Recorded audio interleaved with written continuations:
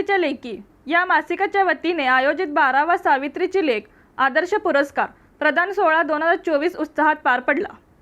कार्यक्रमाच्या अध्यक्षस्थानी ज्येष्ठ विचारवंत प्राचार्य डॉक्टर राजेंद्र कुंभार हे होते।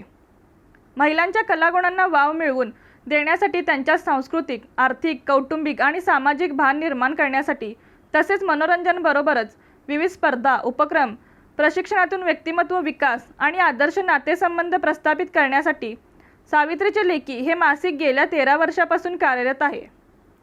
आपल्या गुणवत्तापूर्ण दर्जेदार अध्यापनातून संस्कारक्षम यशवंत विद्यार्थी घडवणाऱ्या उपक्रमशील शिक्षकांच्या तसेच सामाजिक, राजकीय, सांस्कृतिक, कृषी, आरोग्य व विविध क्षेत्रातील महिलांच्या कार्याची खास नोंद घेऊन सावित्रीची लेक आदर्श पुरस्कार हा मानाचा पुरस्कार देऊन महिलांना गौरवण्यात आले। प्राचार्य डॉक्टर मोहन पाटील, समाजवादी प्रबोधिनीचे सरचिटणीस प्रसिद्ध गझलकार प्रसाद कुलकर्णी, प्रेरणादायी वक्ते डॉक्टर अजय मस्के, महाराष्ट्र पत्रकार संघाचे राज्याध्यक्ष विलासराव कोळेकर, सिने अभिनेत्री डॉक्टर पद्मजा खटावकर यांनी मनोगत व्यक्त करून सत्कार मूर्तींना पुढील कार्यास शुभेच्छा दिल्या। सौ गीता कांबळेसह काही सत्कारमूर्ती महिलांनीही आपले मनोगत व्यक्त केले। प्रारंभी क्रांतिबा ज्योतिराव फुले आणि क्रांतिज्योती सावित्रीबाई फुले यांच्या प्रतिमेचे पूजन मान्यवरांच्या हस्ते झाले। मान्यवरांचा सत्कार यावेळी करण्यात आला।